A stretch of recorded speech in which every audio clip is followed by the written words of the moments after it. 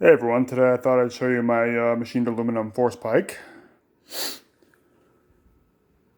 So I had my brother actually whip this up for me recently.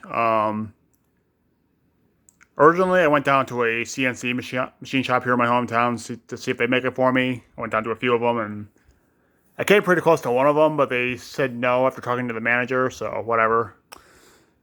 And then another guy said it'd be too big for them to make, so whatever. That idea kind of fell flat on its face for a while until I came to my brother. I guess I was delivering it to some. I was delivering some mail to his house that they delivered to our house by accident, and uh, yeah, just brought it up to him, and he's like, "Oh yeah, I could probably make you one." So a few months later, I go over to his house. He takes some measurements, and a little something like this shows up. Pretty impressive, I think. Right down to the little grooves right here. It's like the same number. Of course, you will notice that it is a little bit thinner than the plastic one up here. Tape measure here.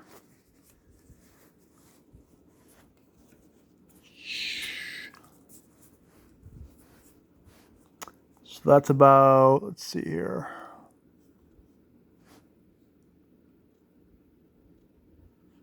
That's about 3.5 inches around.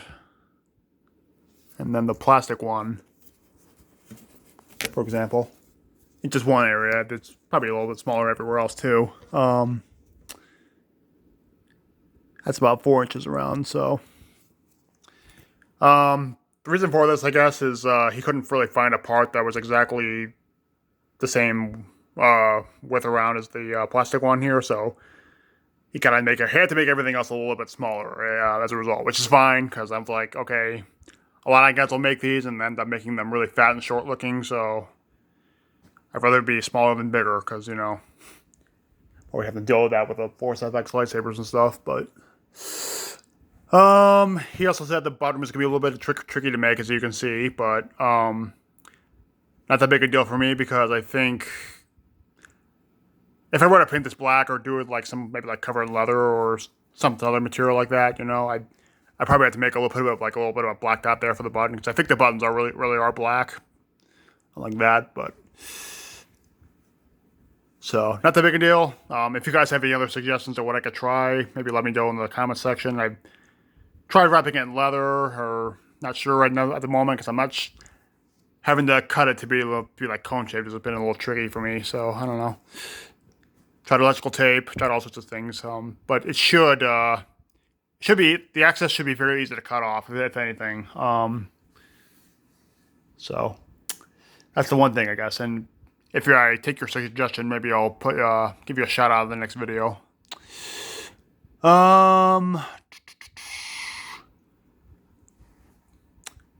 So it is threaded about right here and all the way up here. He just put some kind of a tightening agent on it right now, so I can't really unscrew it, but it would be unscrewed normally. So if it ever comes loose, I could just bring it back and they'll tighten it up again. But maybe I'll do that one day and have them polish it up again. I don't know, but I did try to get him to paint it. I did try to paint the handle black just so it looks more movie accurate, but that didn't. The paint started to come off after a few weeks again. So what I did, I just had to sand all the paint off and try to use some vinegar and a scrubbing pad here to kind of get the shine back. And I think I got that back for the most part pretty good here, but not as shiny as it was when it first came off the assembly line, but whatever. So like I said, it's a little bit thinner than the other one. Oops.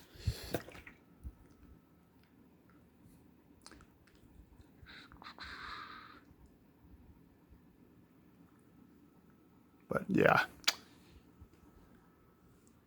I guess it's like a little bit of an aluminum baseball bat, to be honest. It's that heavy. So fairly impressive, I think. Kind of had this idea in mind for a while because I was like, you know, don't want to make any more repairs on this thing. If I'd rather have a metal one, just in case. But Really impressive. I'll probably work on getting a copy of the blueprints that he made soon. And I'll probably post those on my other social media, so you guys can maybe make your own or submit it to a CNC machine shop. So they'll have to make one for you too, but they might turn you down, because they did turn me down. And so he just said he wants to make it a little more viewer friendly, so I gotta get him on that. But what else? It took about 7 hours to make the whole thing. I guess the handle being, of course, the most detailed. I actually had to send him a photo of the handle up here just to be sure he did it right. And so that took the most time, obviously, here. And then he said he ordered this part off the internet, and then this part he made in one day, no problem, you know. So not too much of an expert on this whole thing, but, you know, I'll do my best to answer any questions you might have in the comment section. And yep, long live the Emperor, long live the Empire.